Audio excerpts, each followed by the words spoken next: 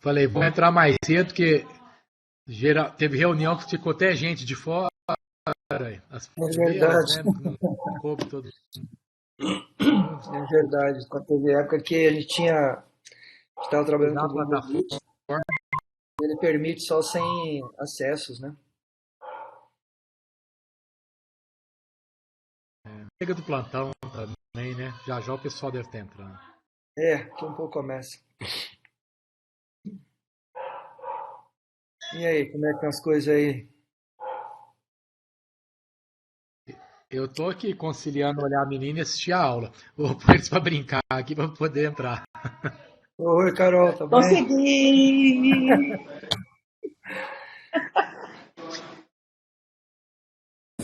Lilian Rocha. Tá na academia, Carol? Oi, tudo bem? Tudo jóia, e você? Desci agora que cheguei e desci pro prédio. Como eu tô aqui sozinha, eu vou ligar e vou ficar assistindo a aula, porque eu preciso malhar. Isso aí. É, Oi, Lili! Oi, linda. Tudo bem? Deixa eu ver se eu acho aqui um fone bom. Ô, Leandro, como é que eu faço apresentar? para passar a aula aqui? É, na parte de cima aí, onde tem a câmera, o microfone, na terceira tem uma telinha. É Share Screen. Aí você clica nela e aí você compartilha a tua tela. Como é que eu faço para Para deixar vencer. mudo? Microfonezinho ali, Carol. Tô vendo. Em cima, bem em cima ali, tem uma câmera, um microfone, a telinha e um celular vermelho, um telefone vermelho.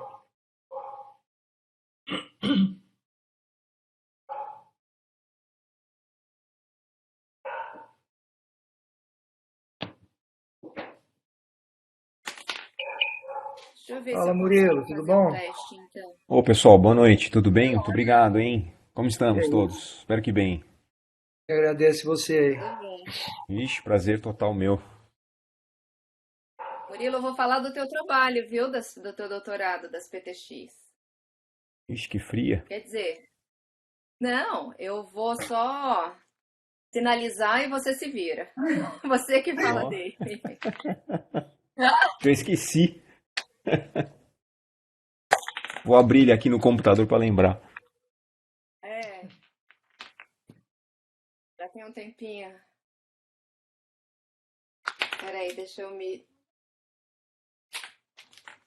Ô, Lara,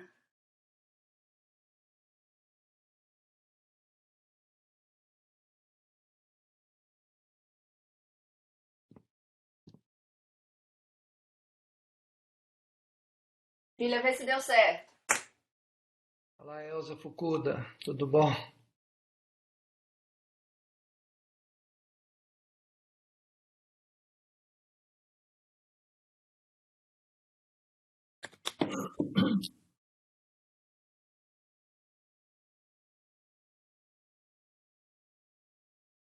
Fala, bucha.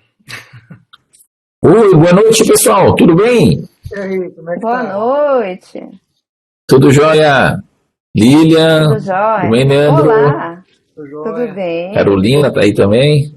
Tá. Eu vou fazer um teste aqui, ó. Deixa eu ver se esse negócio do full screen dá certo. Peraí. Pelo jeito tá frio, hein, Sérgio? Ô, tá 8 graus aqui, cara. Como que eu faço isso, meu Deus do céu?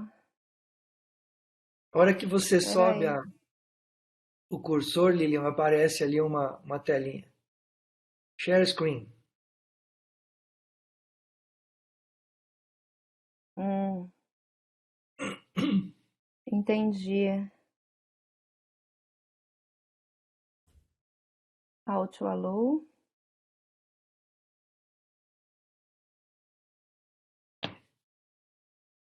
Pronto.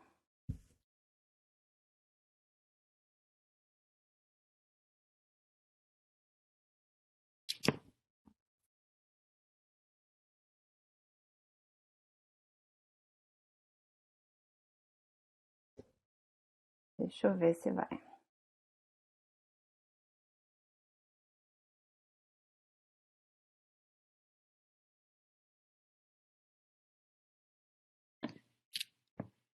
Aí, tá aparecendo já. Já tá aparecendo para vocês? Uhum.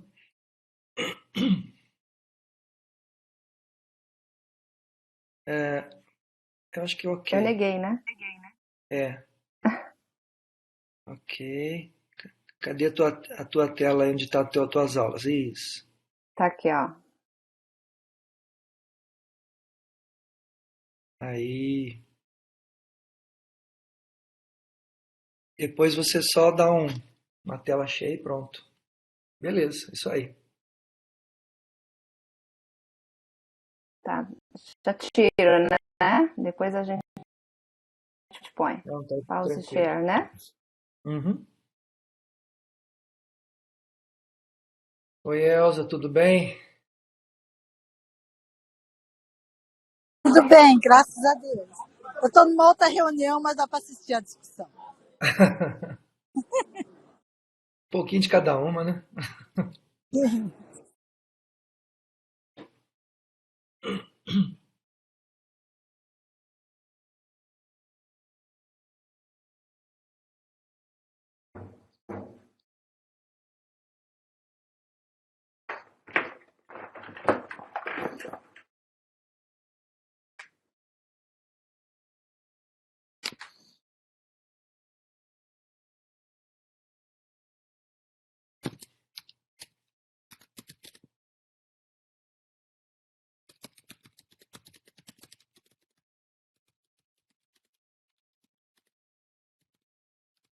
Princesa?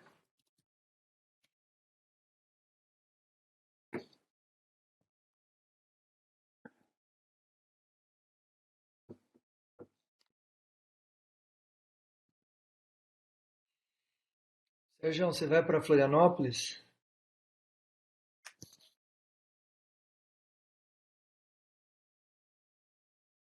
Tá mudo, Sérgio.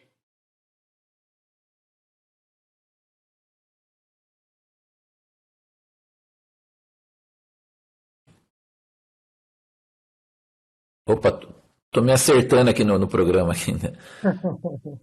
Então, eu estarei lá só, infelizmente, só no dia da mesa no Congresso, Leandro.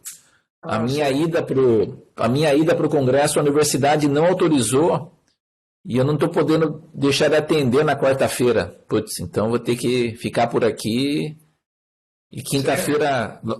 quinta-feira eu vou logo depois do almoço. Daí você vai estar lá já na quarta-feira, né? Na quarta tem que estar lá já. Que a gente está Quarta já pensando começa. em agendar um dia para reunir o povo do osso lá para bater um papo, fazer uma festa, comer alguma coisa. Opa, se der para esperar até quinta-feira, eu agradeço. Quinta-feira eu chego lá. Vou ver com o Se não, pessoal, vou vocês mandar. comem. Se não, come na quarta e come na quinta, ué, né? Faz Ah, 2 dias. duas vezes. Eu mando uma mensagem no grupo lá pro pessoal para ver se o pessoal opta qual é o melhor dia, né? Aí a gente Isso, e opta ver lá. quem é que vai estar lá, né? Não sei se a Lilian vai ter chance de. A Lilian tá escalada, não tá? Tá. Não tô, não. Não tô em No, casa. Uma no ligação, curso, sabe? De no filho, curso pré-congresso lá. consultório. Eu acho que é a outra Lilian, né? Que A tem Lilian aula lá no curso não é a pré-congresso. Rocha, a A Lilian Lilian. Não, Carmody. não, não. Não estou confundindo as Lilians, não. É que a outra tá escalada na mesa do brasileiro, né? Isso. Eu achei que a Lilian estava no curso pré-congresso também, não tá lá então, Lilian Rocha, não tá. Não, não. Bom, se me colocaram, não me avisaram ainda. Mas não tô, não. É que o Leandro teve que trazer uma indiana aí, né? Eu quero ver essa indiana, o que vai aprontar. Então, diz que a mulher sabe tudo de calcilaxia, vamos ver lá, né? Isso. Oba, e é um tema interessantíssimo, né? Interessante mesmo. Ô Lilian, já são 19h36. Quer esperar um pouquinho ou vamos embora? Você que manda, Leandro. Vamos dar até as 19h40, vai estar entrando gente ainda, né? Uhum. Vamos dar uns minutinhos mais aí.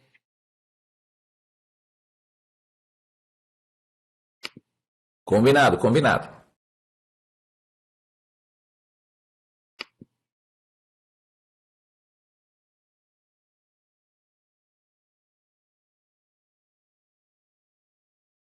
Tá muito frio por aí, Leandro? Ah, frio A aqui? terra tua não é fria, não, né? Nunca é Nossa frio. Senhora, nunca. Aqui, quando é frio, os paranaenses, os gaúchos estão dando risada, né, do frio daqui, né? Porque São Paulo deve estar bem friozinho, né? Tá. É, mas igual Curitiba, acho que não tá, não, né? Curitiba sempre é mais frio, né? Curitiba é as Ah, 4 estações de inverno. aqui com 15 graus nós estamos de bermuda e camiseta, né? Por Hoje é aí. que esfriou um pouquinho, fez 8.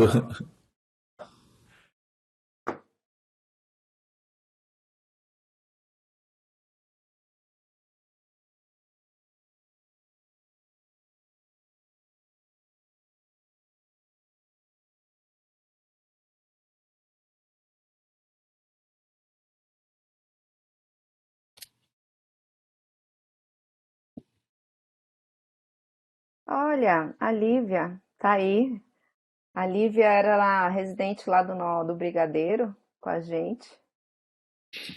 Tá aí, acabei de ver o nomezinho dela. A Ju também, outra residente que era do. Nossa. Eu acho que não Oiê! vão. Você acha que não vão prestigiar a chefa? Para com isso, né? É.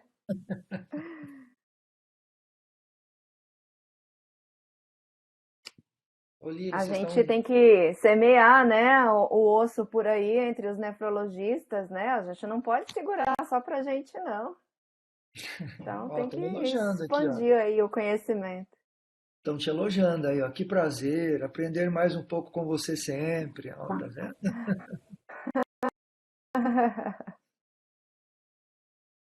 Aí as meninas foram muito bem na residência. Vamos começar então? Bora então, toca o barco. Deixa eu apresentar o teu povo então. Gente, com essa reunião vocês já têm aí quase uns 8 meses que a gente está fazendo ela. Essa finalidade dessa reunião é difundir conhecimento e, acima de tudo, trazer condição para que as pessoas falem, as pessoas tirem as dúvidas, as pessoas discutam, coloquem seus pontos de vista, né? É um tema sempre, são temas bastante difíceis, bastante de várias opiniões, diferentes óticas, né? Que são bem interessantes da gente ver.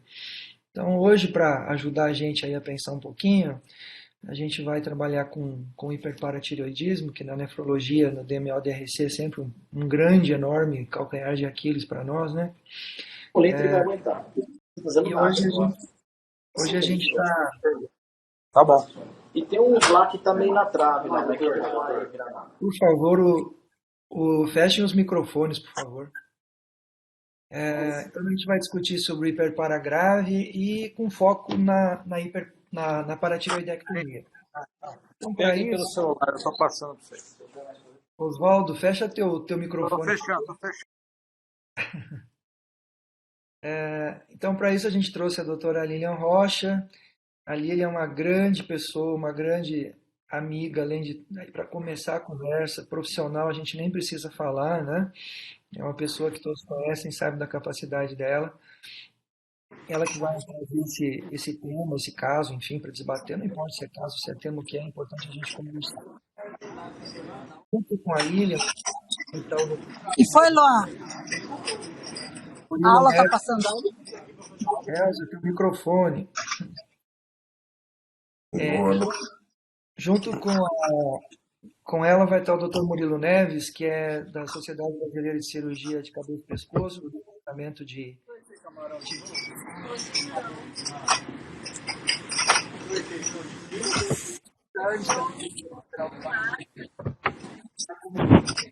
Neurologista aí para discutir com o cirurgião Murilo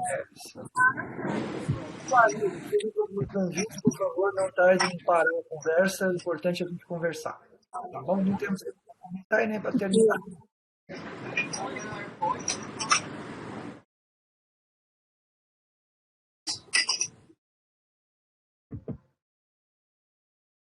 Agora, Lilian, é só você ampliar sua tela e iniciar a apresentação. Tá, acho que tá dando, para mim, pelo menos para mim, tá dando bastante interferência de microfone aberto. Eu não sei se para vocês Por também. favor, fechem os Mas microfones vamos lá. se estiverem abertos.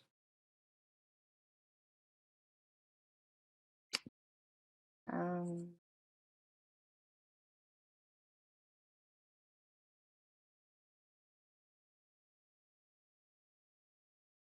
Vê se tá todo mundo vendo?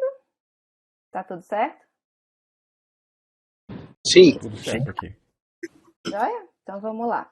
Eu vou falar para vocês num tema que eu adoro, né? Que é o hiperpara. Olá, doutora Luísio, tudo bem? Então eu vou falar para vocês sobre o hiperpara grave, as dificuldades da condução do hiperpara grave e o que a gente pode fazer para evitar que esse hiperpara grave se para a tiroidectomia, como que a gente vai conduzir essa paratiroidectomia. Então, eu dividi, primeiro a gente vai falar sobre hiperpara grave, depois eu vou introduzir um caso clínico de um paciente que é crônico, dialítico, até ele chegar ao momento da indicação da PTX, a cirurgia em si, o controle da fome óssea, e depois como foi o controle desse paciente no ambulatório, tá? E durante esse período que eu estiver falando da fome óssea, do hiperparatiroidismo grave e também do segmento ambulatorial, eu vou dar uma pincelada também no transplante, porque não é o foco do caso, né? Mas o transplante a condução é diferente, né? Então vamos lá. Há muito ainda que a gente precisa fazer para controlar o hiperparatiroidismo. O ideal é que a gente vivesse num mundo ideal, né? Assim, de um PTH ideal entre 2 a 9 vezes o valor normal. E para isso, a gente precisa evitar a hiperfosfatemia, porque a hiperfosfatemia é um estímulo da paratiroide. E isso a gente vê no paciente em diálise, que é super complicado. A gente precisa também ter o tratamento clínico adequado, que a gente tem algumas medicações, são poucas medicações, se a gente for pensar no arsenal que as outras doenças têm de tratamento, o hiperparatiroidismo é uma doença que tem pouco arsenal terapêutico até, comparado com outras doenças. E além de ter um tratamento clínico adequado, esse paciente precisa também ter adesão ao tratamento, adesão à dieta, porque a dieta também interfere tanto no controle da hiperfosfatemia quanto na escolha do tratamento, né? Se a gente tem um paciente com uma hiperfosfatemia descontroladíssima, tem certas medicações que a gente não consegue usar. E, por fim, a gente tem que ter também uma diálise efetiva, em que a gente consiga ter uma boa depuração do sangue e evitar esse excesso de fósforo. Tá? E o hiperparatiroidismo no Brasil é extremamente frequente. Se a gente considerar no Brasil PTHs, isso é um relato do último censo de diálise, que foi divulgado pela SBN. Se a gente considerar PTH maior que 1.000 em pacientes em diálise, e usando isso como marcador de hiperparatiroidismo grave, a gente tem até 11% de pacientes em diálise nessa condição. É muita gente, porque se a gente for ver o número de pacientes que a gente tem em diálise atualmente, em 2020 a gente tinha 144.000 pacientes em diálise, agora a gente tem mais. E esses 11% dariam em torno de 15.000 pacientes nessa condição de hiperpara grave. E se a gente para pensar que nessa fase do tratamento do hiperpara grave é mais difícil o tratamento clínico e a gente vai ter que lançar a mão do tratamento cirúrgico, aí a gente cai numa outra dificuldade, que são os poucos serviços que realizam as PTX no Brasil. A gente precisa de uma equipe muito afinada com a cirurgia de cabeça e pescoço. Não são todos os serviços que tem néforo, que a gente tem essa parceria com o cabeça e pescoço. e são muito poucos serviços que realizam a paratiroidectomia. Isso daqui são dados também que foram publicados recentemente aqui pela JBN, né? Sobre eu esqueci a palavra, mas é sobre a diálise no Brasil, né? E para dificultar ainda o nosso tratamento, tudo tem os seus prós e contras, pensando em tratamento clínico com medicações. E fica bastante difícil a gente pensar em conduzir toda essa doença, porque a gente tem efeito colateral de medicações.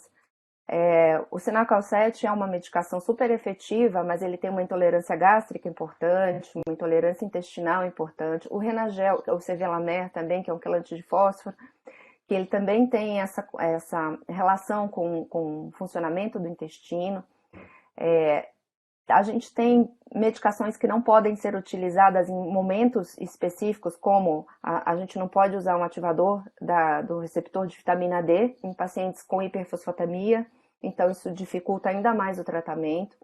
A gente precisa que essas medicações sejam dispensadas de forma regular, e isso é um outro problema nesse Brasil gigantesco que a gente não tem acesso em todos os locais do Brasil a todas as medicações, que já são poucas. Então, existe também essa dificuldade. E a gente tem um detalhe que é a evolução da doença, que quando a gente tem muito tempo já de presença de hipocalcemia, presença de hiperfosfatemia, a gente começa a ter uma diferenciação da célula da paratiroide, que inicialmente ela se hiperplasia, mas depois ela tem uma transformação para um adenoma. E esse adenoma, ele já tem muito pouco receptor de cálcio, ele tem muito pouco receptor de vitamina D. Então, esse tecido adenomatoso é um tecido que responde muito mal a qualquer tipo de tratamento. Nos casos de adenoma grandes, né, a gente já praticamente não tem muita resposta com o tratamento clínico. E a gente também tem a diálise, que o ideal seria que a gente tivesse um KTV adequado, uma fístula adequada, uma diálise adequada, e para ter esse turnover do fósforo. Mas a gente percebe também que nem sempre isso é possível, né? Da forma mais abrangente, assim, que eu digo, a diálise eficiente. Então, é super complicado realmente a gente lidar com o hiperparatiroidismo. A gente sabe que é uma doença extremamente frequente e a gente, além de ter essa dificuldade clínica, a gente depende muito também da adesão ao tratamento do paciente, tá? Eu vou começar agora falando de um caso de um paciente nosso, lá que eu atendi no Hospital Brigadeiro. É um paciente masculino de 34 anos, de cor branca, e que eu iniciei o atendimento dele lá já tem algum tempo, em 2017. Esse paciente, quando ele chegou para a primeira consulta, a queixa principal dele era dor nos ossos, tá? Ele relatava uma DRC de causa indeterminada, ele não tinha tido tempo de se fazer um tratamento conservador, já estava em hemodiálise há uns 9 anos, desde os 25 anos de idade, e não tinha nenhuma outra comorbidade grave, exceto a hipertensão. De acesso para diálise, ele teve um catéter duplo lumen no momento do diagnóstico e ele já teve 2 fístulas, uma distal e uma proximal no membro superior esquerdo. A primeira ele praticamente não usou, a segunda fístula era que estava em um funcionamento adequado. Não tinha outras cirurgias, não relatava fratura e não tinha nenhuma outra patologia da infância ou urológica. Realmente ficou como DRC de causa indeterminada. Ele era anúrico e relatava uma tendência já à constipação intestinal. Então aqui a gente já percebe uma dificuldade de usar alguns tipos de medicações. Ele só conseguia dormir após usar analgésico, de tanta dor óssea que ele tinha, era uma dor que era bem importante, e relatava alergia a contraste iodado. De história familiar, nada mais chamava atenção, não tinha relatos de DRC na família, E de história social era um paciente sedentário, até pelas dificuldades em relação à dor, não conseguia fazer nada de atividade física, apesar de ser jovem, né, não tinha esse interesse e até também não conseguia fazer. Um tabagista eventual, utilista social e trabalhava como estoquista. De exame físico, chamava a atenção, ele era um paciente alto, chegou hipertenso, tinha já edema de membros inferiores, e ele chegou mancando no consultório. Quando ele entrou no consultório, a gente já percebia a dificuldade, inclusive, de deambulação. Não tinha nenhuma deformidade óssea aparente, não relatava nada diferente, nem o exame físico também eu não identifiquei nenhuma deformidade óssea. O que chamava atenção era uma dor na palpação das articulações das mãos e na palpação da fístula, a gente já notava pontos endurecidos durante o exame físico da fístula, que era possivelmente já pontos de calcificação ali na fístula. Desse paciente, ele usava antihipertensivos, usava eritropoetina 3 vezes na semana, então tinha um fator aí dessa anemia, de uma anemia.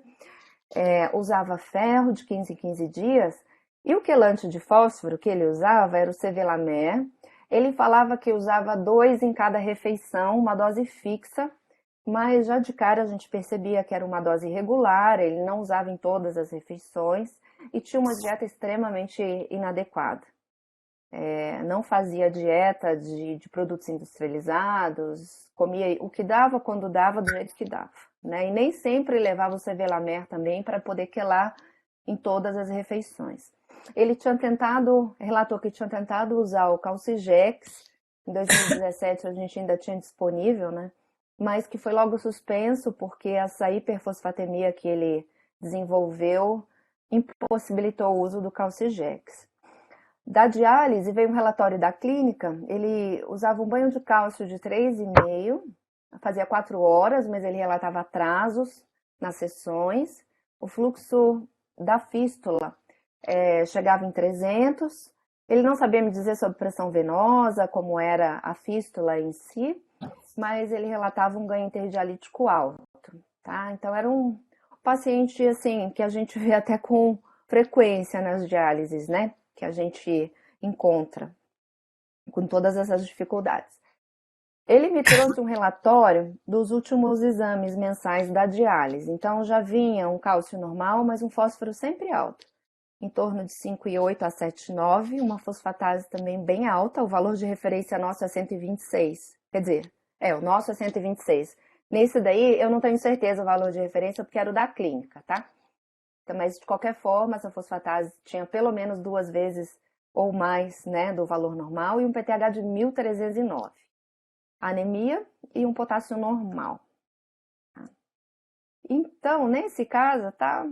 Esse caso é um caso típico de paciente com hiperparatiroidismo que chega no consultório para poder para tentar lidar com esse hiperparatiroidismo e fazer o segmento, né, desse hiperpara. Então, qual que seria a primeira programação dessa consulta? Como é que você faz assim para conduzir um paciente inicialmente, né? Ô, Leandro, você quer que eu siga com o caso? Você quer que eu peça para alguém comentar? Como que você quer que eu conduza a reunião? Ou você vai direcionar? O Sérgio podia contribuir a hora que ele tivesse interesse ou parasse a reunião qualquer hora para falar do ponto de vista mais clínico, vamos dizer assim, e o Murilo ajudasse mais na parte cirúrgica aí. Eu acho que quanto mais a gente trouxer o povo para discussão, melhor. Então, se você quiser ir puxando, também, né? Então tá bom. Sérgio, vamos lá, Sérgio, inicia aí a parte clínica. O que você me fala desse caso? Opa, olha só. Esse paciente é o que a Lilian comentou, né? Acho que é a figura que a gente mais frequentemente vê na sala de diálise. É um paciente que não teve chance de fazer terapia conservadora, já vinha há muito tempo em terapia dialítica, quando pela primeira vez foi encaminhado a um ambulatório de DMO-DRC, né? Então, fazendo aqui a meia-culpa, né, do nefrologista de sala de diálise, a gente sabe que em sala de diálise as tarefas são inúmeras, né, hercúleas praticamente, e por vezes o cuidado com o metabolismo mineral fica relegado ali, né? Ah, esse mês não deu para ver, o mês que vem eu vejo e assim a coisa vai. Ah, o PTH não está tão alto ainda, está 500, 600, dá para ir levando. E quando você vê, o PTH está acima de 1000, cai naquela classificação que a Lília já mostrou, né, do hiperpara mais grave, por vezes com hipercalcemia ou hiperfosfatemia persistentes ou recorrentes, quando o manejo clínico já fica realmente mais difícil de acontecer de forma satisfatória, né? Eu acho que até para piorar a situação, a gente não está vendo aqui um score de calcificação, né? Mas o que me chamou a atenção também foi esse pacientinho tá fazendo diálise com um cálcio em 3,5 no dialisato, né? Exato. Sem explicação do porquê, né? O motivo. Parecia que esse era o padrão da clínica na época. Isso, mas você sabe, Lilian, que eu já trabalhei em locais, a Lilian e os demais colegas, né? Em locais que eu cheguei e encontrei muita gente daí no polo oposto, né? Com baixa remodelação, com hipercalcemia. E aí que eu fui tentar entender o que estava acontecendo, eu fui atrás do cálcio no dialisato, o padrão da clínica era 3,5, né? Então, acontece por aí, isso, a fonte de cálcio não via oral, né, que os pacientes recebem, que vem aí pelo dialisato, ela tem que ser investigada, né, isso deve ser avaliado, porque, por vezes, muito da problemática do metabolismo mineral e ósseo desses pacientes está vindo dessa concentração inadequada de cálcio no dialisato, né. E Por que a gente falaria, Sérgio, tem muito residente linkado aí, por que a gente falaria que é uma concentração um pouco adequada? Isso, esse cálcio no dialisato em 3,5 mEq por litro é uma concentração de cálcio que sempre gera um balanço positivo de cálcio no organismo, né? Independente da remodelação, independente de estar usando formas ativas ou não de vitamina D, quelante de fósforo à base de cálcio em 3,5 sempre é balanço positivo. O que as diretrizes recomendam normalmente é que esses pacientes iniciem com concentrações de cálcio no dialisato entre 2,5 a 3. Né? Ninguém tem certeza de o que seria mais adequado. Num cenário em que você tem muita gente com PTH elevado, possivelmente um cálcio no dialisato em 3 seria um pouco melhor. E quando você tem mais baixa remodelação, ou mais a tendência de remodelação normal, aí um cálcio em 2,5, por exemplo, pode ser escolhido, né? Mas não há, vamos dizer assim, uma orientação precisa, né, com relação a isso. Mas entre 2,5 e 3, esse cálcio em 3,5, como a Lilian bem sabe, né, os colegas todos aqui, a gente reserva naquele momento pós-paratiroidectomia, né, onde a fome óssea pode ser um problema sério e nem sempre a quantidade de cálcio via oral que esses pacientes precisam receber, eles conseguem tomar, né, por vezes são quantidades gigantescas, né? Então me chamou a atenção isso, essa fosfatase, como a Lilian já relatou, né, bastante elevada, que deve estar independente do método, né, Lilian? Deve estar aí pelo menos 2 vezes acima do limite superior do método, o que denota, né, essa alta remodelação óssea, a qual ele provavelmente está submetido. Além de que ele tem essa anemia, usa a eritropoetina 3 vezes por semana, a anemia não se corrige, até que se prove o contrário, pode haver aí algum grau de fibrose na medula óssea associada ao hiperpara mais sério e a hiporresponsividade aos agentes estimuladores de eritropoetina é um fato frequente, né, que a gente observa nesses casos também, né? Você resolve o hiperpara, a anemia como que por milagre, né, também se resolve, né? Ela progressivamente os níveis de hemoglobina melhoram, né? Exato. Agora, esse pacientinho, assim, se eu pudesse dar um palpite inicial, né, se ele não vinha tomando calcimimético, né, me parece que ele tem uma bioquímica, né, uma análise inicial, né, das variáveis do metabolismo mineral que favoreceria iniciar um calcimimético, caso ele não esteja utilizando ainda, né. Esse paciente ele não estava utilizando. E foi isso que a gente conversou logo na primeira consulta, né? Em 2017 a gente ainda tinha um pouco de dificuldade de conseguir Sinacal 7 em alguns momentos. E para esse paciente, nesse momento, eu fiz um ajuste fino de quelante. Isso é uma coisa super importante, é a educação mesmo. Isso daqui a gente tem que parar, a gente tem que explicar a quantidade de Renagel para cada quantidade de alimento.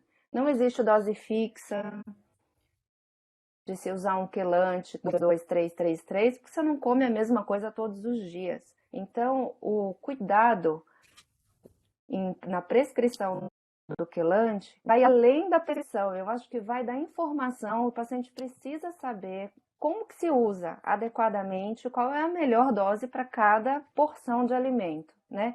Então, o que eu chamo de ajuste fino, assim, foi uma aula, né, de fósforo de alimento, de quanto que a gente consegue quelar para cada quantidade. E isso tem que ser muito bem explicadinho, até para eles terem adesão ao tratamento, né? Falei da dieta também, da Coca-Cola, que era uma coisa frequente no uso, fast food. E eu prescrevi, eu sugeri o Sinacal 7 para a clínica de diálise. E por conta já desse valor de PTH super aumentado, eu já pedi exame de imagem de ultrassom paratireoide e de tireoide, porque lá no nosso serviço a gente consegue ultrassom com facilidade para esses pacientes. Então a gente já teria logo de cara uma noção do tamanho da glândula, né? Na primeira consulta é uma coisa fácil da gente conseguir. E aí ele voltou depois, na segunda consulta, 2 meses depois, ainda com a dieta inadequada, com o Sevelamer um pouco melhor, mas não daquele jeito que a gente gostaria que tivesse, né? E apenas usando o Senacal 7 nessa dose de 30 miligramas, mas tinha bastante náusea ao acordar. O ultrassom cervical dele já tinha uma paratireoide direita de 1,6 centímetros. Era uma paratireoide bem aumentada de tamanho. A gente sabe que o valor normal, tamanho de paratireoide, é em torno de 0,3 centímetros, né? Ela é bem pequenininha, 0,3, 0,4. Murilo aí depois me corrija se eu estiver falando errado, mas ela é bem pequenininha. E o eco desse paciente, aqui eu já pedi também, eu tinha esquecido de falar. Ele vinha com uma hipocinesia difusa e já tinha calcificação de válvulas mitral e aórtica, com uma boa fração de ejeção. Usando o Sinacal 7, ele veio para a gente com um cálcio bom, um fósforo ainda inadequado, mas em ascensão a fosfatase e o PTH. E veio também com uma vitamina D de 14. Então, esse PTH dele pulou para 1817. Tá? É um hiperparatiroidismo grave, ele mantinha as mesmas queixas de dor óssea e estava aparecendo nesse momento em que ele não iria tolerar uma dose maior de Sinacal 7, por conta já dessas náuseas e essa indisposição com a medicação. Tá? E aí, nesse momento... Oi? Ultrassom, quando você... a gente considera o ultrassom como uma ferramenta, nesses casos, para tentar imaginar qual é a chance de resposta ao tratamento clínico. Só um comentário que eu queria fazer, essa glândula de 1,6, tem trabalho que mostra que quando a glândula tem mais de 500 milímetros cúbicos ou 1 centímetro de diâmetro, a gente tem uma possibilidade de resposta ao tratamento clínico bem baixo, ao redor de 15%. Ou seja, ela tem já 85% de chance de ter nódulo nessas glândulas, de ser uma glândula adenomatosa. E aí a chance de resposta ao tratamento clínico vai ser bastante baixa. Então, não vale a pena tratar esses casos. O que você acha? Mesmo assim, apesar de ter uma possibilidade de resposta baixa, o não tratamento já ir direto para uma cirurgia ou compensa tratar? Ô, Leandro, é o seguinte, a gente tem muita dificuldade ainda na questão cirúrgica, né? E enquanto a gente está no preparo da cirurgia, que nesse caso parecia realmente ter uma grande possibilidade, uma grande necessidade, na verdade, né? A gente mantém o tratamento clínico. Eu acho que a gente não pode nunca desistir do tratamento clínico, né? A gente tem que insistir na dieta, a gente tem que insistir na dose adequada do quelante, a gente tem que insistir no Sinacal 7. que é a única medicação possível para se reduzir o tamanho glandular e tentar, né, uma tentativa de redução do tamanho glandular e do tamanho e do valor do PTH. Então eu iria no paralelo, assim, nas duas coisas, porque deixar de tratar é difícil, não consigo. A gente tem que tratar enquanto a gente prepara o paciente para a cirurgia. Tá? Acho que é mais interessante ali para uma cirurgia com um osso numa qualidade um pouco melhor, né, que a fome óssea vai tender a ser menor, internação, enfim, do que Exato. levar ele numa condição óssea ruim, né? Então acho que vale a É. pena, assim, e não esquecer que 15% pode responder mesmo com uma glândula assim, né? Aham. A gente percebe que esse é um paciente que tem muita dificuldade com o tratamento clínico por conta da questão da dieta, da questão do acesso à medicação, mas eu não deixaria de insistir, né, nesse caso, nesse paciente. E nesse momento, em 2017, lá no Hospital Brigadeiro, quando a gente estava conduzindo as paratiroidectomias lá, a gente já tinha uma quantidade importante já de pacientes que a gente vinha acompanhando. E a gente não tinha uma data muito próxima para operar esse paciente. Então ele acabou entrando ainda numa lista de espera, e eu pedi para ele para insistir com a cintilografia da paratiroide, que seria um outro exame de imagem para poder identificar melhor o aspecto da glândula, né, a posição da glândula, enfim. Depois a gente vai falar um pouco mais da questão do exame de imagem aí para frente. E eu pedi também a densitometria óssea, porque eu queria ter até uma noção da quantidade de massa óssea que esse paciente tinha, se era um paciente que tinha já uma baixa massa óssea com 34 anos, que era bem impossível, né? Porque ele já vinha com uma doença renal crônica já há algum tempo, então pode ser que ele não tivesse chegado ainda no pico da massa óssea, mas era um paciente que era bem alto também. Então é sempre um exame que acrescenta na hora da condução, né, do caso. E aí a gente fez a reposição da vitamina D, tá? Então foi isso que a gente alinhou na segunda consulta do paciente. Se ele pudesse usar uma dose maior de Cinacalcete, era para ele usar, repor a vitamina D, correr atrás ainda dos exames de imagem, que a gente estava querendo que ele trouxesse para a gente, e aguardasse um momento para ser chamado para cirurgia. Tá? Eu só queria fazer um Aí, comentário aqui, Lilian, antes de você seguir. Posso fazer um comentário? Eu acho que só para chamar a atenção, né, de quem está olhando assim o cenário laboratorial do paciente e fala assim, não, mas você começou a droga que seria adequada e o cara piorou, né? O cara piorou porque subiu o PTH, subiu fosfatase. Então alguém pode olhar isso e falar, poxa, então esse remédio não presta, né? Porque nós começamos e piorou tudo, né? Então, acho que vale a pena chamar a atenção de que esses são pacientes que estão com aquelas vesículas, né, de PTH inundadas, né, no citoplasma das células paratiroidianas, né, só esperando a calcemia se reduzir, ainda que discretamente, quando você começa a usar o cálcio mimético. E num doente que já tem esse set point de cálcio, né, todo alterado, e pequenos decréscimos na calcemia, por vezes, provocam, né, já aumentos substanciais aí no PTH, né? E a fosfatase também, claro, pode vir junto com esse PTH, mas lembrando que quando você começa a dar o cálcio mimético, é frequente a gente ver isso, né? Primeiro o paciente tem uma leve queda no cálcio, até o PTH não melhora ou sobe, para num segundo momento, do ponto de vista laboratorial, as coisas começarem a melhorar, né? Então, para a gente não desistir do remédio de cara, uma vez que não tenha aquela resposta que a gente imaginou que ia acontecer, né? certo. Então, deixa eu ir lá. Eu vou agora falar sobre a diretriz que a gente tem disponível, que é uma super ferramenta para ajudar a gente a nortear a gente no tratamento dos distúrbios, né, da MO-DRC. E lá na diretriz, a gente deixou claro a indicação da PTX nos pacientes em hemodiálise, tá? Então, seriam pacientes com níveis de PTH acima de 800, persistentemente acima de 800, com uma ou mais as seguintes condições. Então, seria hipercalcemia e ou hiperfosfatemia, que são refratárias ao tratamento clínico. Uma segunda condição, presença de calcificações extraósseas em tecidos moles ou cardiovascular, ou presença de calcifilaxia, que esse paciente também tinha, né? Na palpação da fístula a gente já percebia que ele tinha ali depósitos de cálcio.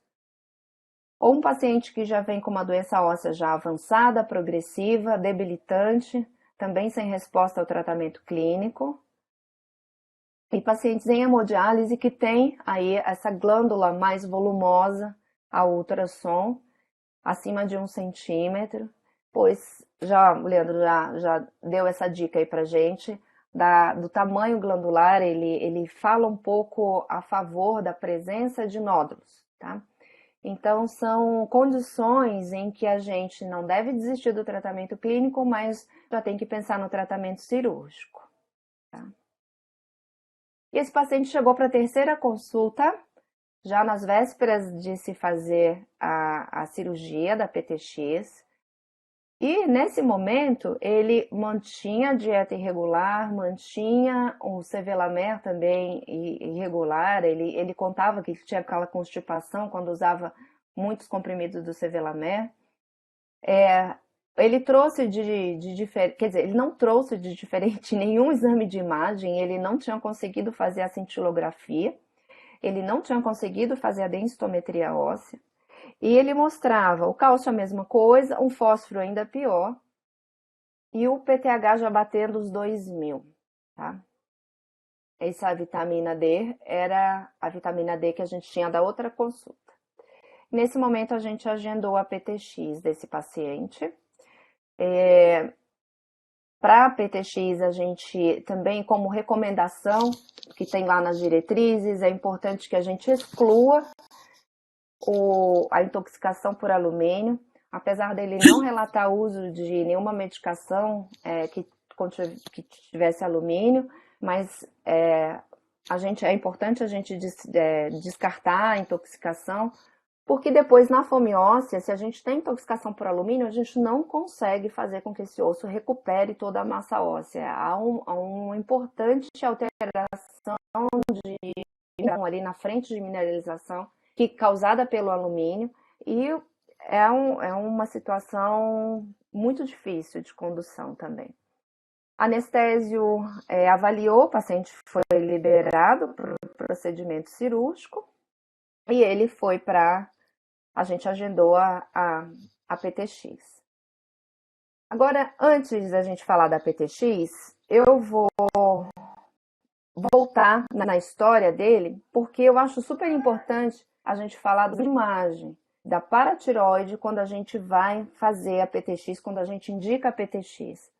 Porque a gente está falando para esse Brasil inteiro, então não é todo lugar que a gente vai conseguir fazer a cintilografia, não é todo lugar que a gente vai ter um PTH intraoperatório, que a gente vai ter um ultrassom. Então, esse foi um trabalho muito interessante que a gente fez, que foi a tese de doutorado do Murilo, que está aí com a gente, que ele estudou o resultado das 500 paratiroidectomias que a gente estava em andamento lá no Hospital Brigadeiro, e viu como que a PTX era importante no tratamento do hiperpara, e como que o preparo dos exames de imagem, inclusive, foi uma das coisas que ele falou bastante nessa tese, né?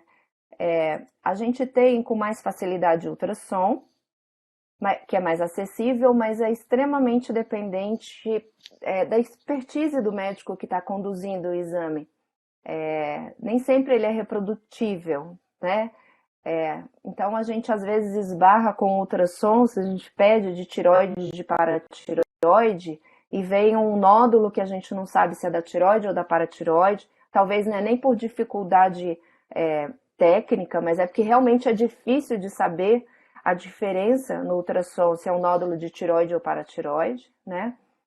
E se realmente a gente precisa, em todos os casos, de ter uma cintilografia de paratireoide na mão, para conduzir esses pacientes de hiperpara grave para PTX. Será que ela é importante? Ela é muito importante em todos os casos, né, de PTX? E aí, Murilo, entra aí, conversa com a gente. Você tá Oi, aí? pessoal, boa noite, tô aqui. Olá. Boa noite, pessoal, obrigado pelo convite, obrigado, Leandro, pelo convite, ao todo o departamento aí da doença mineral aí da nefrologia. Eu tô aqui hoje representando o nosso departamento de paratireoide lá da sociedade, a qual eu represento com bastante orgulho e com muita humildade. Então vamos lá, esse aqui é o trabalho que a gente fez lá, né, junto com a Aline, graças a Deus, que conduziu esses 500 pacientes e mais alguns que não entraram no trabalho.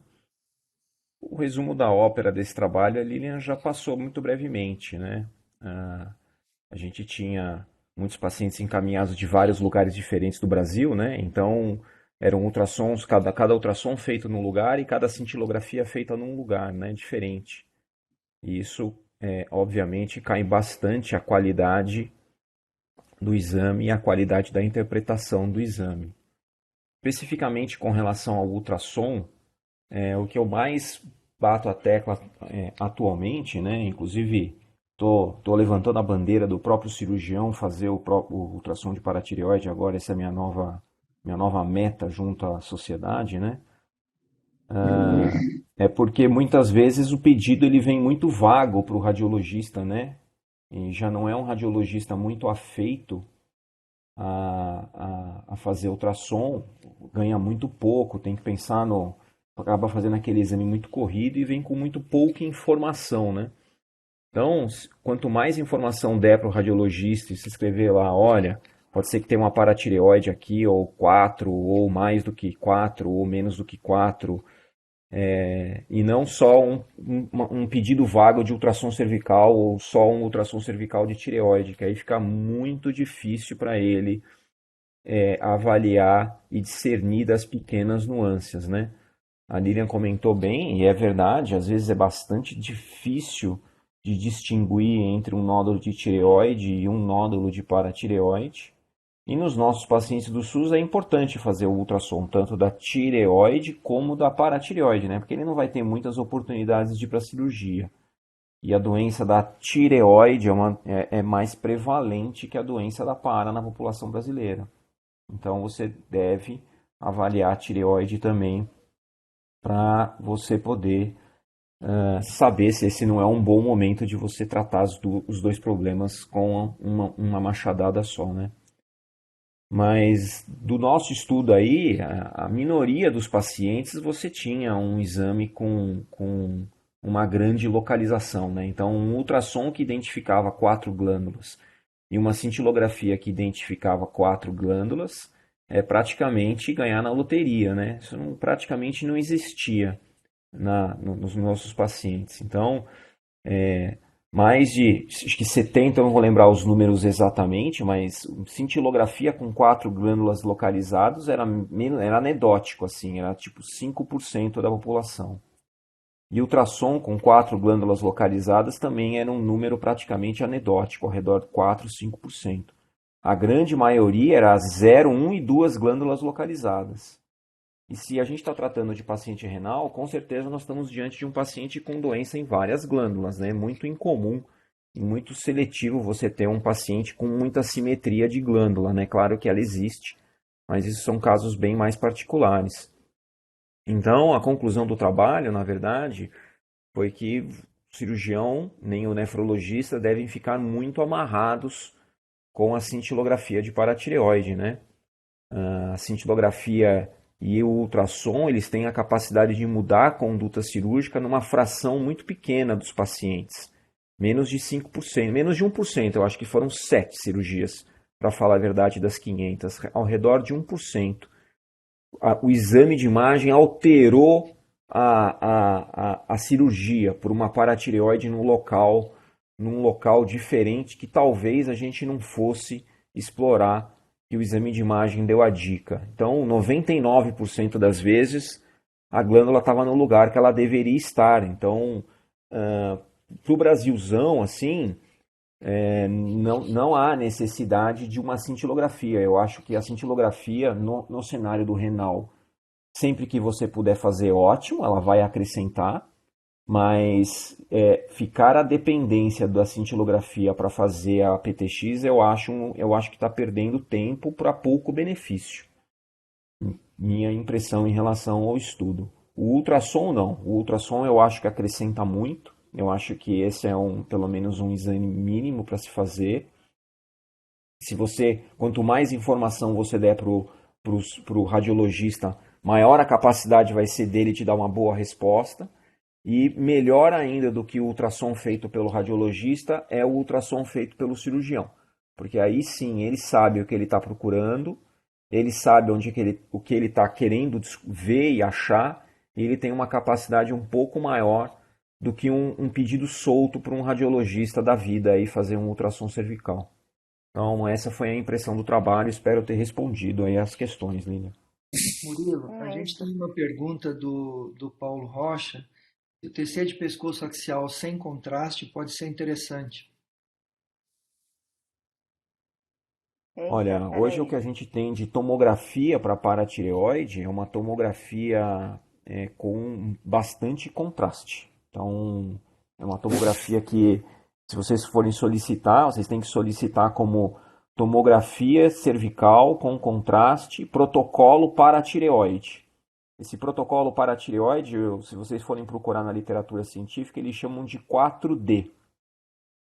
E são 4 cortes tomográficos em 4 tempos diferentes, em que você faz uma fase pré-contraste, uma fase com contraste arterial, uma fase com contraste venoso e uma fase tardia de contraste venoso.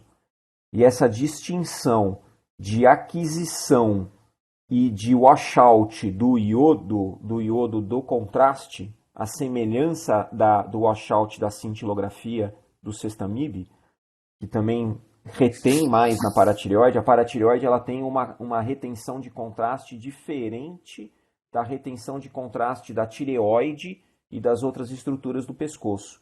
Então, por essa distinção entre a velocidade de aquisição de contraste, que geralmente a paratireoide é bem vascularizada e adquire rapidamente o contraste, e ela retém esse contraste um pouco mais de tempo do que a tireoide. Então, por essa distinção de entrada de contraste e saída de contraste, é que esse protocolo ele é bastante eficiente. Um atomo sem contraste nenhum, por conta do rim, a não ser que seja um paciente transplantado, que você está preocupado com a função renal, num paciente hemodialítico, eu não vejo a grande vantagem de fazer sem contraste. Num paciente transplantado em que você está com alguma preocupação renal, aí tudo bem, mas eu não vejo a superioridade da tomo sem contraste. Pessoalmente, eu não vejo função para ela. Ela é muito pouco eficiente, tem um valor preditivo positivo baixo e a gente praticamente não utiliza. Tomo do pescoço é quase sempre com contraste. Fazer uma tomo sem contraste, só se você quiser ver abscesso, coleção, são casos muito singulares. SPECT CT, Murilo, Sérgio. O SPECT CT ele é bom, ele é melhor do que um pouco melhor, um pouco mais eficiente em termos de aquisição de imagem do que o MIB planar. Lembrar que o planar você só vê num único plano, né? E o SPECT você roda o paciente, então você vê em profundidade a glândula. E se você tiver um software que faça aquisição com uma estrutura nodular que a tomo vê, ele auxilia um pouco mais na identificação. Então o SPECT CT seria a fusão das duas imagens. Você funde a imagem da cintilografia com a imagem tomográfica de uma lesão nodular. Tá? Então esse ele é melhor do que a cintilografia planar exclusiva. Mas tem bastante estudo sobre isso, mas a tomo 4D, em princípio, se mostra mais eficiente. Eu queria levantar uma lebre aqui. Obrigado, Murilo, pelos teus comentários. Poxa, como um cirurgião experiente agrega, né, na discussão. É a questão, assim, o quanto essas imagens são realmente necessárias numa primeira abordagem num mundo agora em que a gente está se propondo a fazer mais a paratireoidectomia subtotal, né? Deixando para trás de forma provocativa, né? Quer dizer, de forma planejada, né? Algum tecido paratiroidiano, né? Realmente, o quanto ter uma imagem de pescoço antes da cirurgia seria importante quando você definiu que você vai para uma PTX subtotal, por exemplo, né? Acho que essa é algo que a gente sempre acaba se perguntando no dia a dia, né? A gente tentou com o trabalho do Marcelo, algo que está sendo feito, o doutorado dele no momento, fazer algo semelhante. Então, a nossa ideia, e a gente começou a aplicar isso lá no Brigadeiro, era, obviamente, a glândula dá mais vontade de fazer uma subtotal, sendo que naquela glândula que não aparece no exame de imagem, né? Que teoricamente ou presuntivamente seria uma glândula menos doente. Mas isso aí a gente está mais no campo ainda da teoria e menos no campo do estudo duplo cego randomizado. A gente precisaria fazer um estudo duplo cego randomizado para saber se isso é factível.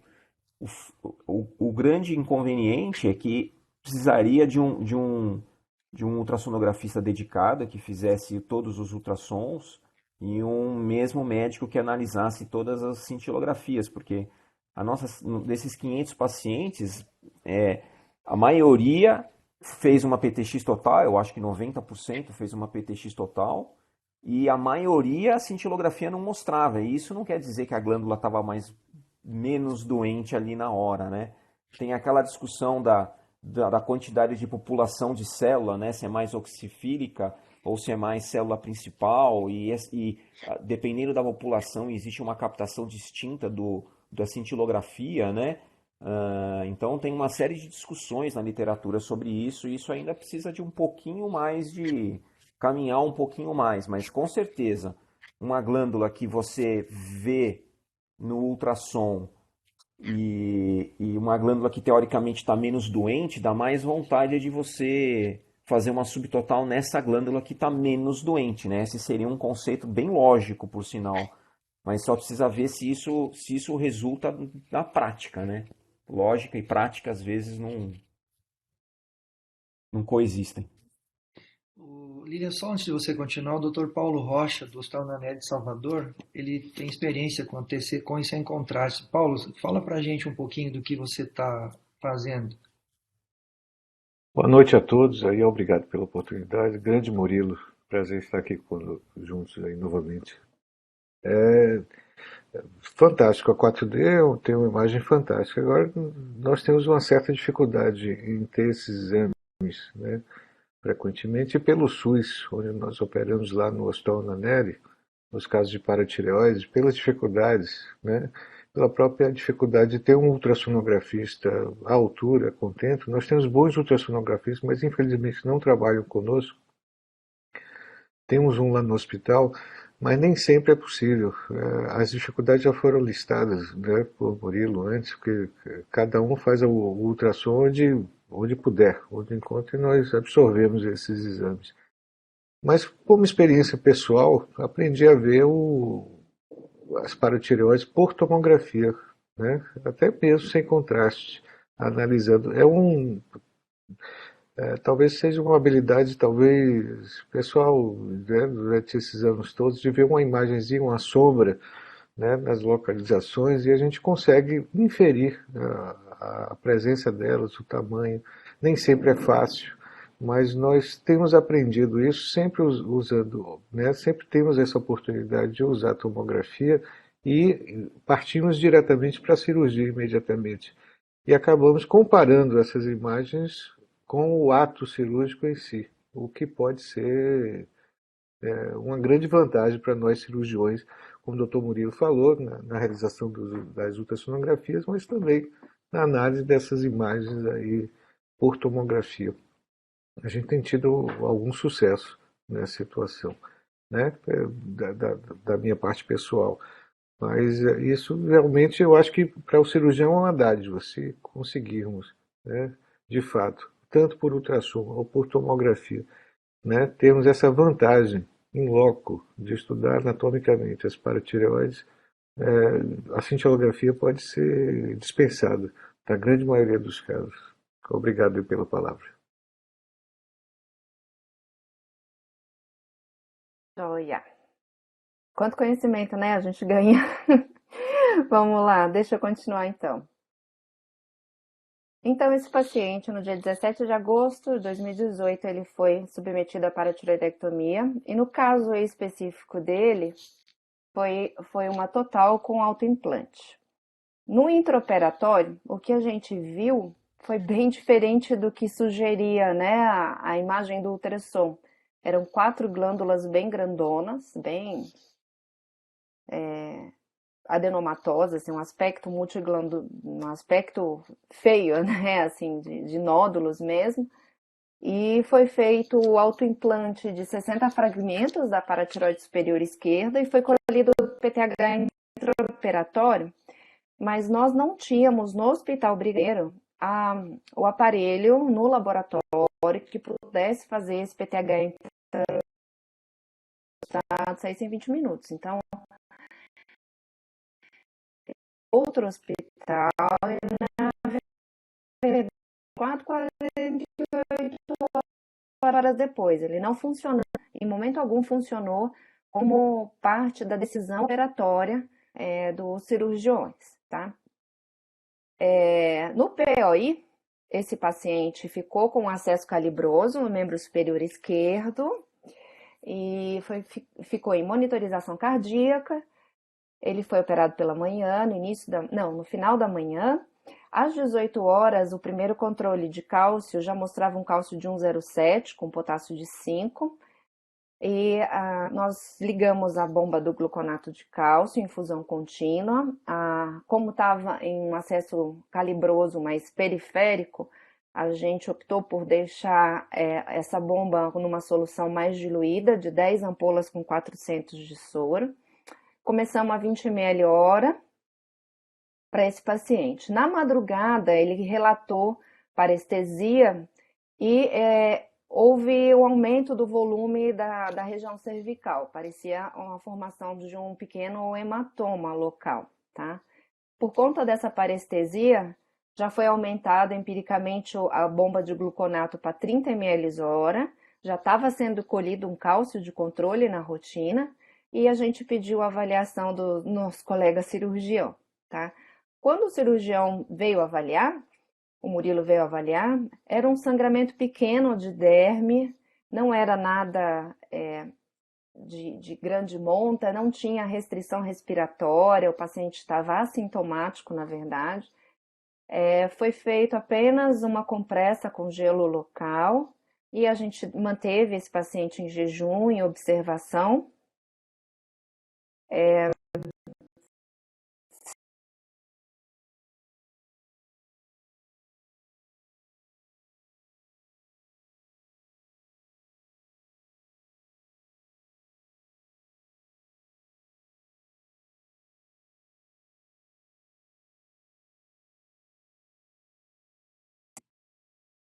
A internet da Lilian tá ruim, né?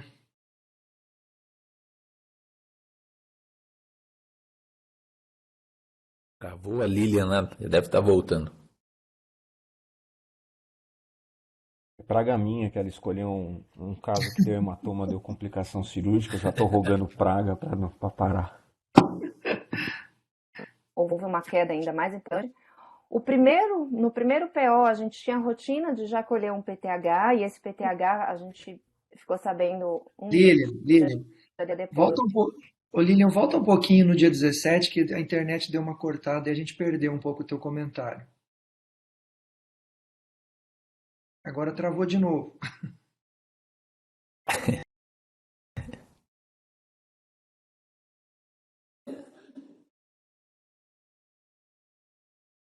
Mas à esquerda ali é o pré-op, né? Provavelmente.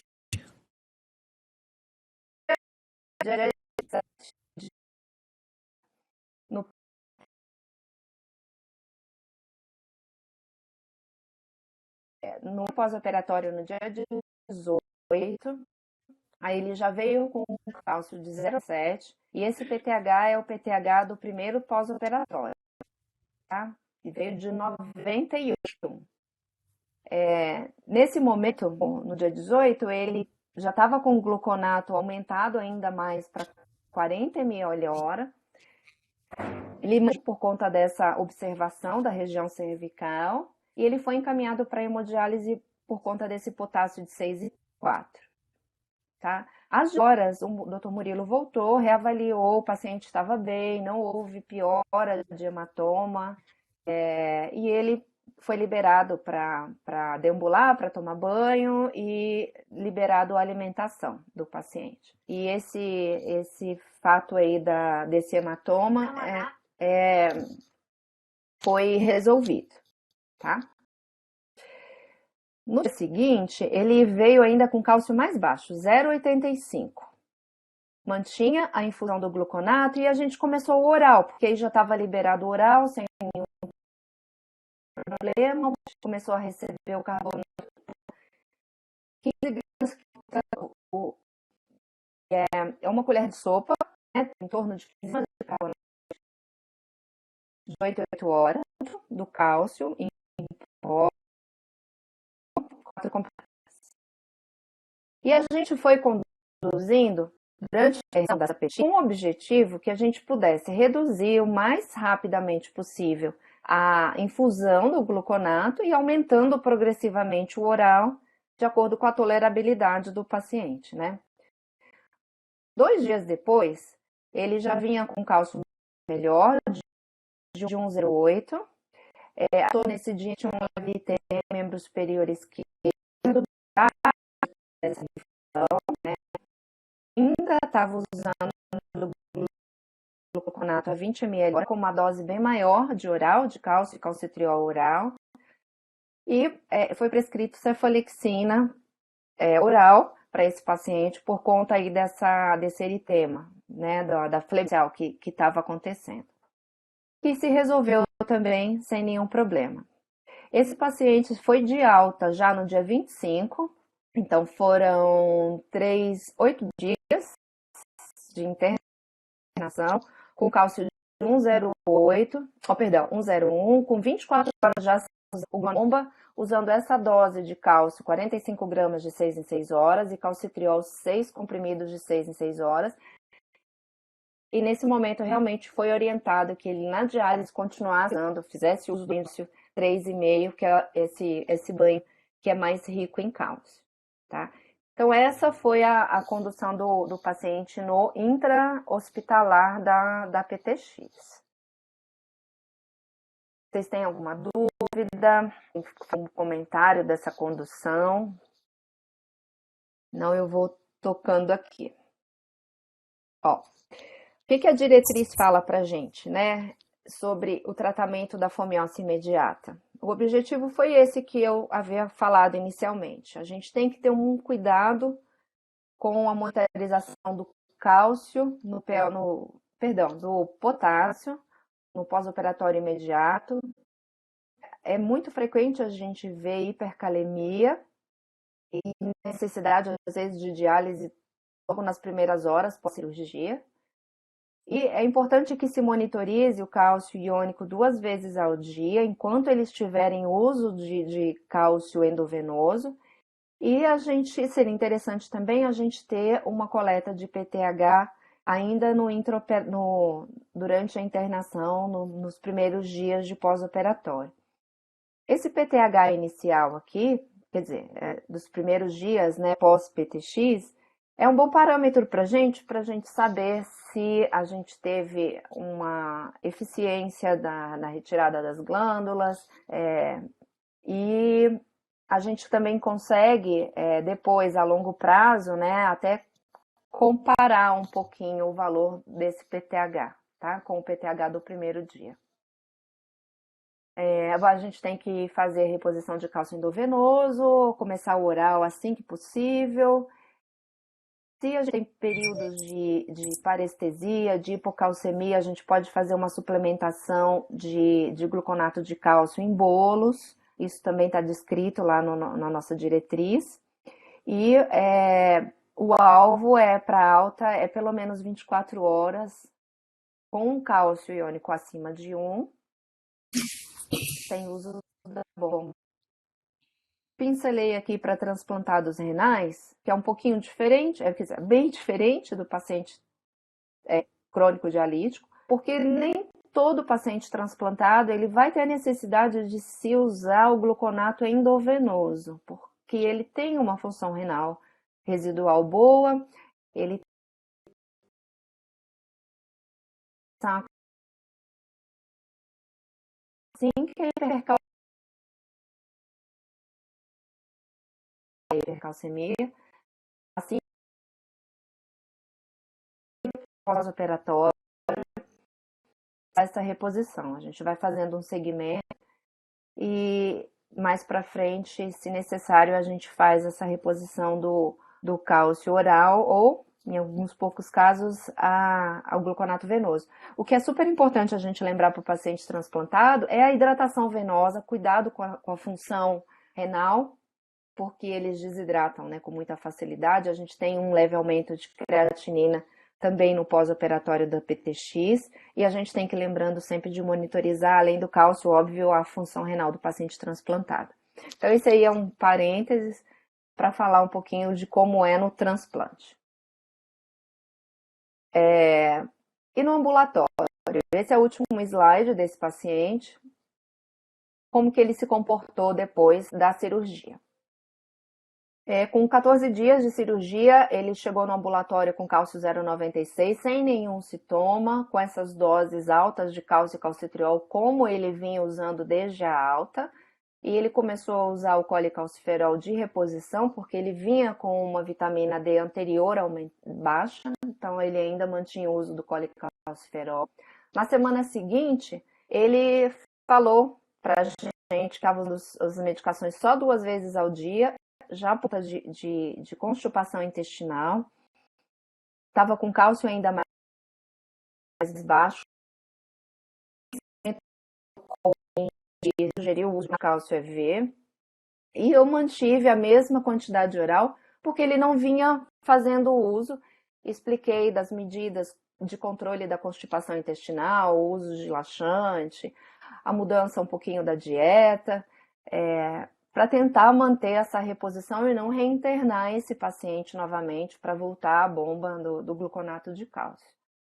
E ele até que veio bem depois, numa consulta já de 1 mês, o cálcio veio com 1,14, um controle adequado,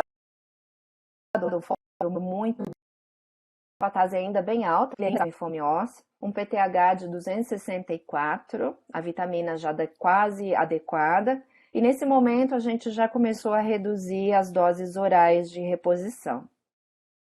Com 3 meses, a gente via ainda um fósforo bom, de 5, tá? A fosfatase em queda, o PTH ainda adequado, e a gente vinha usando as doses orais. Aqui ele falou que realmente estava super complicado o uso do cálcio oral, e a gente já nesse momento já pediu para a clínica fazer a troca do banho, em vez do banho com muita quantidade de cálcio 3,5, já usar o banho de cálcio em 3, que é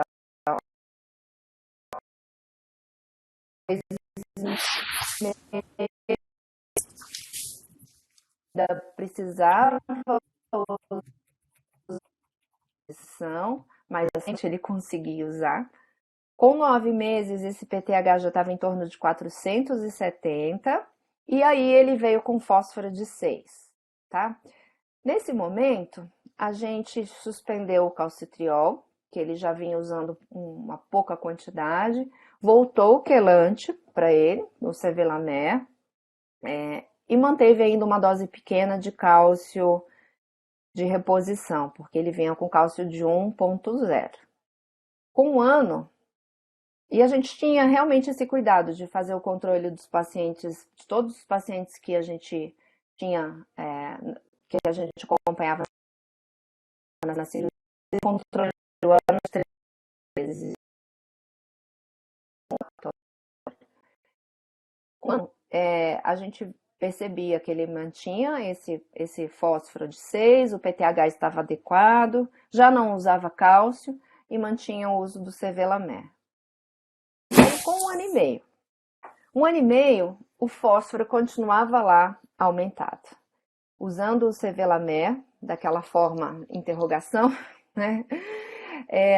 E ele contou nesse momento que a fístula não estava ainda muito legal, que ele ia fazer um procedimento na fístula, estava em dúvidas em relação ao KTV da diálise, então também aí entra o fator da depuração do sangue, né, do tratamento dialítico, que a gente mandou por escrito todas as orientações e pensando na melhora da diálise para poder ter um melhor controle desse fósforo. E aí ele foi chamado para da cirurgia. Foi um transplante renal falecido, com imunossupressão habitual, tacrolimus micofenolato. No dia que ele chegou para o transplante renal, ele tinha um PTH de 495, não usava cálcio de reposição, vinha com cálcio adequado. Só que esse paciente, infelizmente, em relação ao transplante, ele teve um desfecho ruim, muito ruim, na verdade. Ele teve infecções graves, ele ficou um período em UTI, recuperou das infecções, mas por conta da suspensão da imunossupressão, ele acabou tendo uma rejeição super grave e foi declarado perda do transplante, infelizmente,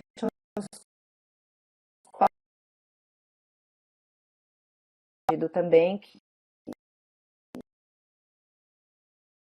no dia do transplante. Então, bem complicado. Exatamente aí no meio dessa confusão, houve lá no do nosso relatório por conta de mesmo, né? Dia no hospital. E eu não perdi o contato desse paciente, infelizmente, eu não sei atualmente. Ele foi aqui nessa época em Canales, onde ele já fazia, mas eu não tive mais como ter o retorno desse paciente agora. Então, eu não tenho notícias agora de como vem vindo a doença óssea dele, se ele está bem em relação ao controle do PTH agora em diálise.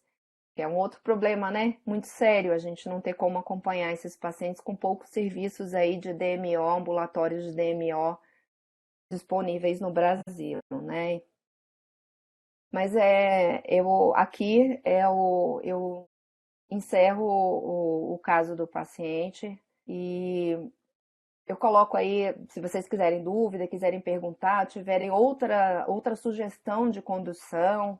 Isso daqui foi exatamente o que aconteceu em todos os momentos, né? Ele vinha com todas as dificuldades que vinha em relação ao uso da medicação e não tem nada floreado. Isso daí é exatamente mesmo o que houve lá com ele. Vocês têm alguma dúvida? Querem perguntar? Querem sugerir? Doutora Mariana Bressan está te perguntando como fazer o acompanhamento pós-operatório em serviços que não dispõem de dosagem de cálcio iônico. Olha, a gente pode usar o cálcio total corrigido pela albumina. Então, a gente tem que ter... É que a gente tinha facilidade lá do iônico, por isso que eu nem escrevi do cálcio total. Então, mas você pode fazer, você usa o valor de referência do cálcio total, mas lembrar sempre de corrigir pela albumina, porque esses pacientes crônicos dialíticos nem sempre têm uma albumina adequada, então a gente pode ter um falso cálcio total normal, né? Mas você pode usar o cálcio total também da mesma forma. Murilo, o que você me diz da PTX total? O que é preferível? Alô? Desculpa, Leandro. Tudo bom? Tudo bem? Tudo bom.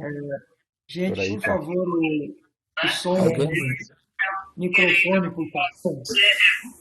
Você conhece, já viu alguém que teve escarlatina? Não. Doutor Vitor, por favor, desliga o microfone. Ai, desculpa.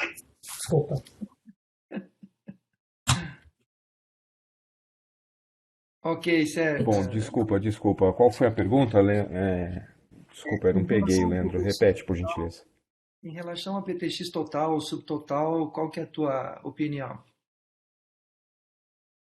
Puxa, para nós cirurgiões, a subtotal ela é mais prática de ser feita, né? Ela é mais simples do ponto de vista técnico. Ela não requer realizar o autoimplante e mitiga muito a possibilidade do paciente fazer um hipopara definitivo ou passar por esse período grave de hipopara que é ruim, né, para vocês. Vocês precisam dar uma tonelada de cálcio aí para o paciente. Agora, precisa ver se existe, se é factível de ser realizada. Hoje, atualmente, eu tenho uma opinião de que não existe uma cirurgia que seja melhor do que a outra. Eu não acho que exista uma subtotal seja melhor do que a total. Eu acho que existem pacientes em que talvez uma total seja melhor e outros pacientes em que talvez uma subtotal seja melhor. Claro que a presença do Sinacal 7 e outras medicações, conforme elas vão evoluindo e melhorando, vai dando mais coragem para a gente ir deixando glândulas não tão boas, digamos assim, no pescoço, né? Que talvez vocês, do ponto de vista técnico, consigam fazer o controle medicamentoso desse paciente. Mas é isso, eu acho que eu vejo ambas as cirurgias com bons olhos. Acho que eventualmente tem pacientes em que você tem 4 glândulas muito doentes e muito difícil de você deixar alguma glândula viável ou parte de uma glândula boa no pescoço. Então eu sou mais favorável a realizar uma total. Em pacientes em que você eventualmente tem uma assimetria grande das glândulas, uma ou duas glândulas mais doentes e uma ou duas glândulas menos doentes, você possa se dar o luxo de preservar essa glândula, eventualmente numa posição em que o cirurgião se sinta mais confortável, caso seja necessária alguma reoperação. Aí tem alguns critérios aí que a gente utiliza, de posição, de local, não deixar uma glândula muito próxima do nervo recorrente, alguns detalhes aí para tomar algum cuidado, para se preservar a glândula ou parte da glândula, né?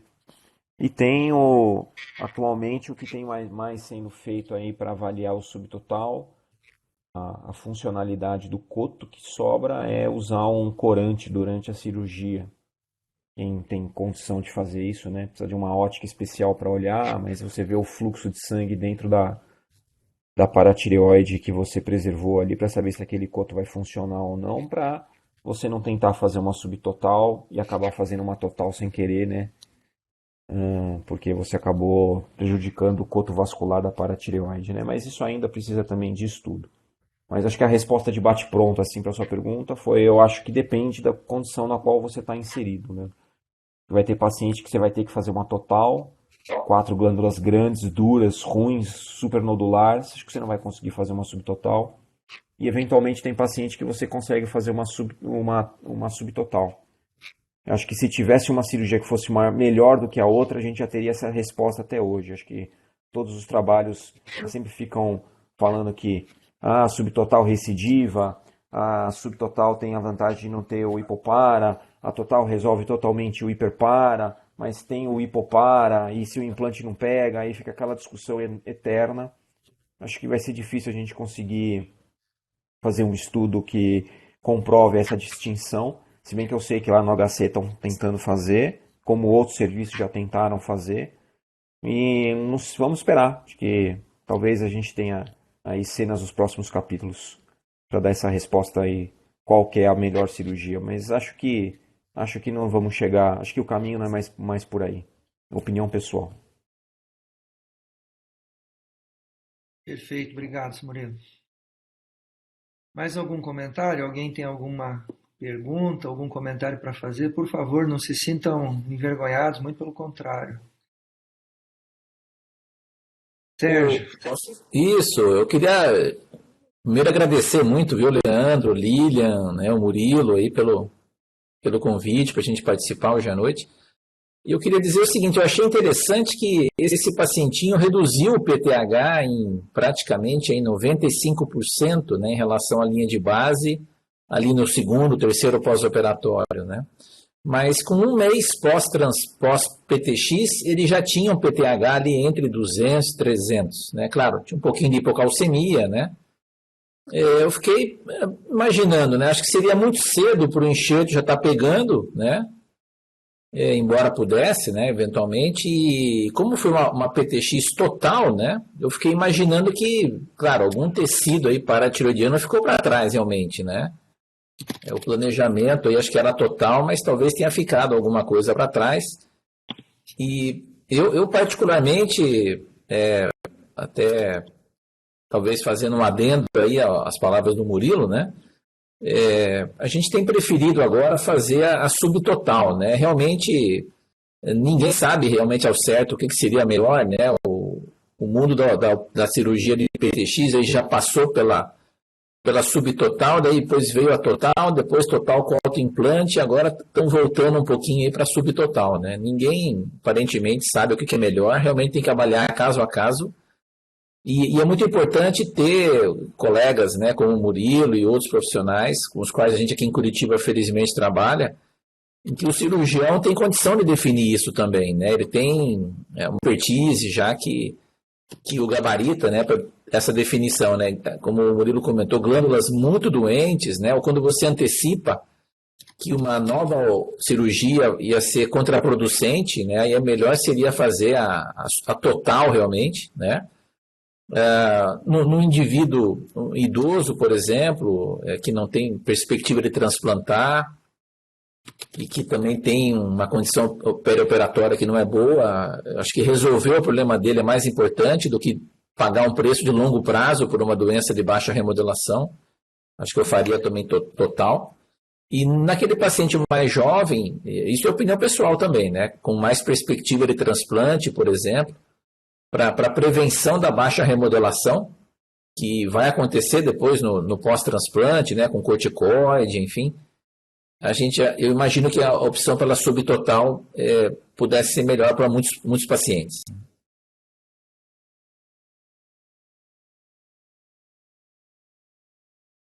Sabe, Sérgio, deixa eu até voltar aí agora dando uma de advogado do diabo aí, porque assim, a gente, quando começou a fazer as cirurgias no Brigadeiro, o Murilo até vai ter mais dados para falar depois, se eu não tiver com o número certo, mas a gente fazia a total com autoimplante e a quantidade de fragmentos do autoimplante naquele início era bem menor do que agora, as cirurgias mais recentes, mais atuais. Então, realmente antes, com menos fragmento nesse autoimplante, a gente via uma quantidade maior de pacientes em hipopara. E foi isso até que motivou a aumentar o número, dobrar o número de fragmentos do autoimplante. Assim, a gente, na verdade, acabava vendo pacientes. O mundo real nosso lá eram pacientes tão graves, que já chegavam depois de muito tempo de doença renal, doença óssea sem controle, muito doentes.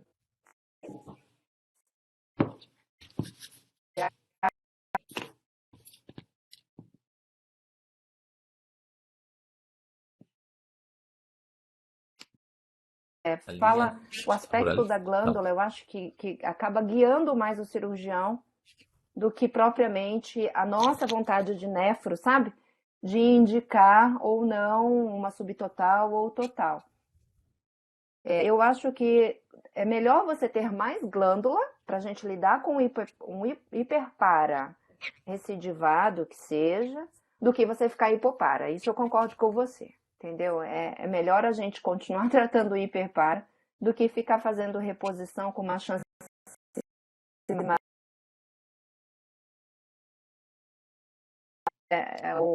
o que eu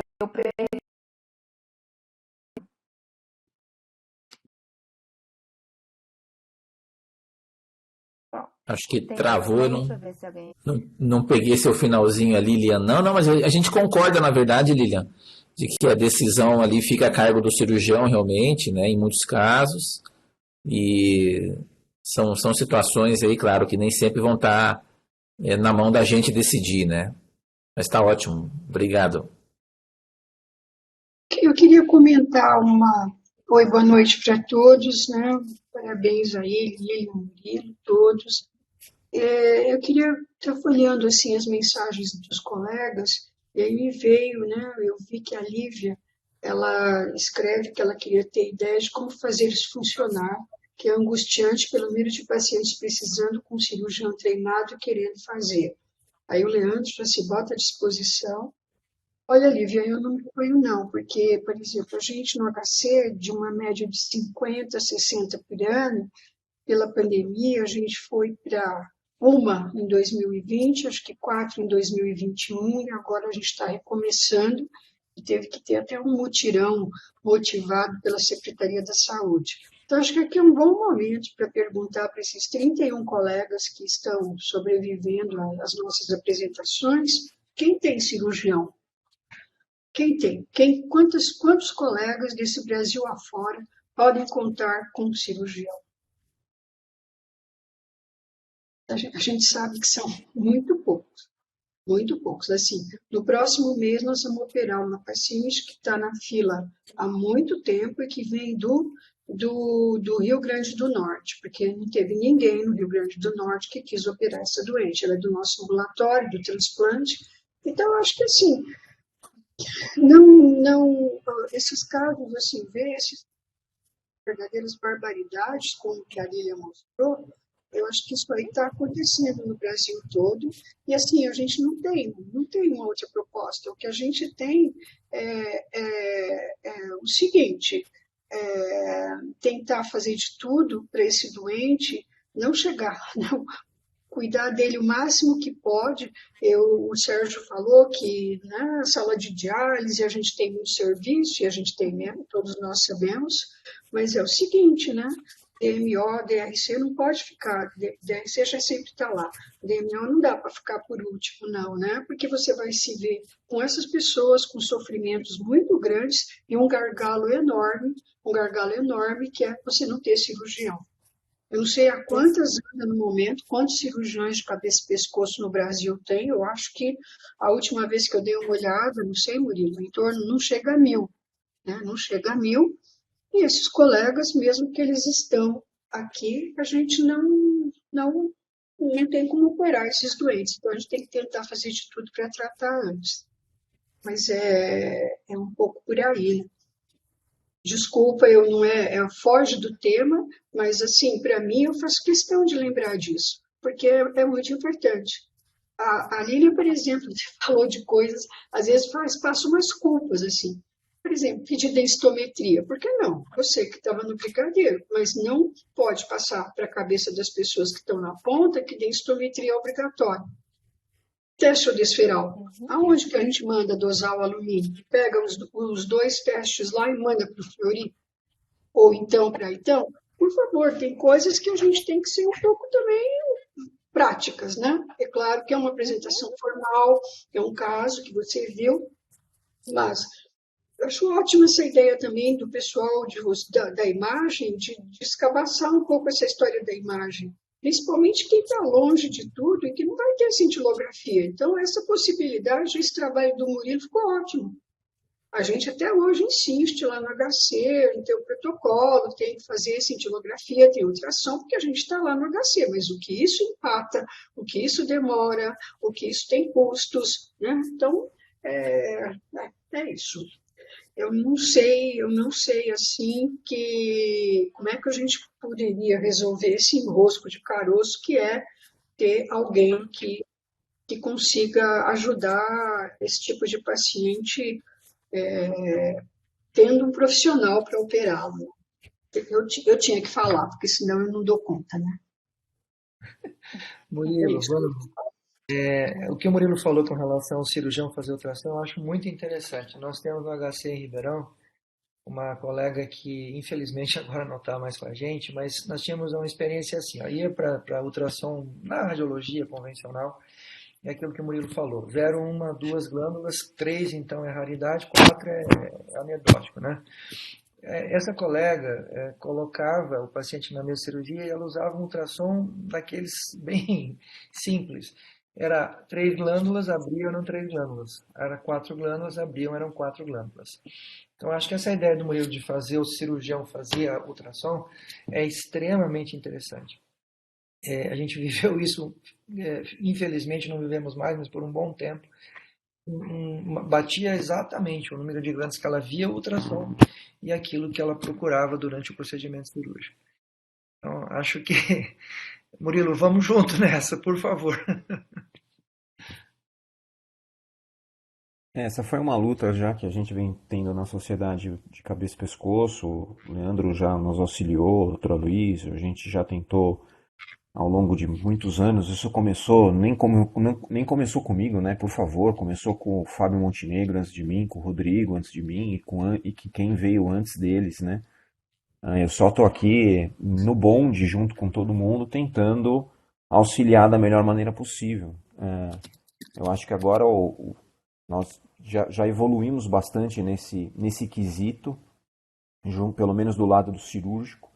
Claro que ainda sempre tem que evoluir, mas o que eu acho que são os maiores entraves são os entraves governamentais mesmo, né? Remuneração, local para fazer, aí dá uma aula, 1 hora só de conversa sobre isso, né? O Leandro é bastante ativo nesse contexto, né? Vamos continuar lutando aí. Tem o meu apoio e meu esforço como representante da sociedade. Perfeito. Mais algum comentário, gente? Já são 1h30 de conversa, a gente aproveitou bastante, né? Acho que estamos um pouco cansados já também, né? Lilian, muito obrigado mais uma vez. Olha que bonitinha! Quero agradecer. Olha que fofo! Você acha que eu ia perder essa oportunidade de dar um cheiro em vocês? Você acha? Eu amo de paixão essa família, gente. Muito obrigada por fazer parte dela, viu? Adoro.